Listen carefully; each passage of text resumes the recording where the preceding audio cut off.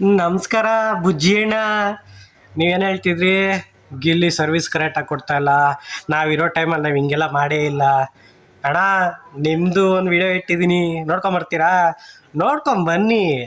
ಇದನ್ನೆಲ್ಲ ಮಾಡು ಅಂತ ಹೇಳದ್ನೇನಪ್ಪ? ಎಷ್ಟು ಹೇಳ್ತೀವಿ ಅಷ್ಟು ಮಾಡು ಮೇಡಮ್. ಇಲ್ಲ ಮೇಡಮ್, ಸ್ಟ್ರೈಟ್ ಆಗಿ ನಿಲ್ಬೇಕು. ಇಲ್ಲ ಮೇಡಮ್, ಇದು ಸ್ಟ್ರೈಟ್ ಆಗಿ ನಿಲ್ಲಪ್ಪ. ಇಲ್ಲಿ ಬೇರೆ ಕಡೆಯಿಂದ ಕಲ್ತ್ಕೊಂಡ್ ಬಂದಿರೋದು ಮೇಡಮ್. ಜಾಮಕ್ ಹೋಗಿ ಹಿಂಗೆ ಮಾಡೋದು ನಾವು.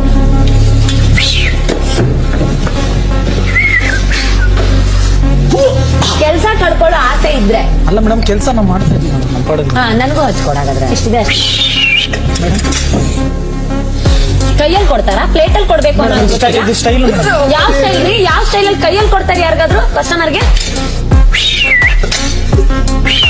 ಅವ್ರಿಗೆ ಇದನ್ನ ಕೊಡಿ, ಇದನ್ನ ಕೊಡಿ ಮೇಡಮ್. ಈ ಕಡೆ ಬಂದು ಓಕೆ ಮೇಡಮ್. ಇದಕ್ಕೆ ಏನಂತಾರೆ? Super running dancing bread jam.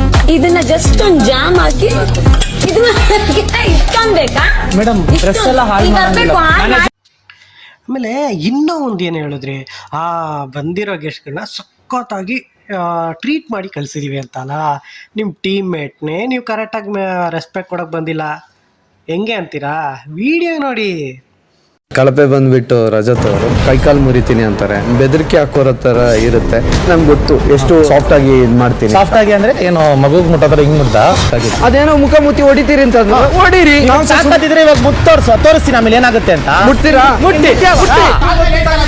ನನ್ನ ಮಕ್ಕಕ್ಕೆ ಹಿಂಗ್ ಹಿಂಗ್ ಹಿಂಗ್ ಹಿಂಗ್ ಅಂದಾಗ ಸಾಫ್ಟ್ ಆಗಿ ಇರ್ಲಿಲ್ಲ ಅದು. ನಾನೇನ್ ಇವಾಗ ನೆನ್ನೆ ಉಟ್ಬಿಟ್ಟು ಇವಾಗ ಬಂದಿಲ್ಲ ಕಣ ಬಿಗ್ ಬಾಸ್ಗೆ. ನನಗೆ ಹತ್ತಿದ್ದಕ್ಕೆ ನಿನ್ ಮಕ ಮುತ್ತಿ ಹೊಡೆದಾಕ್ಬಿಟ್ಟೆ ಆಚೆ ಹೋಗ್ಬೇಕು. ಇಂದು ರಾತ್ರಿ 9:30ಕ್ಕೆ. ಇವಾಗ ಹೇಳ್ರಪ್ಪ, ಇವ್ನು ಮಾಡಿದ ಕರೆಕ್ಟು ಅಂದರೆ ಇವಾಗ ಗಿಲ್ಲಿ ಮಾಡ್ತಾ ಇರೋದು ಕರೆಕ್ಟೇ.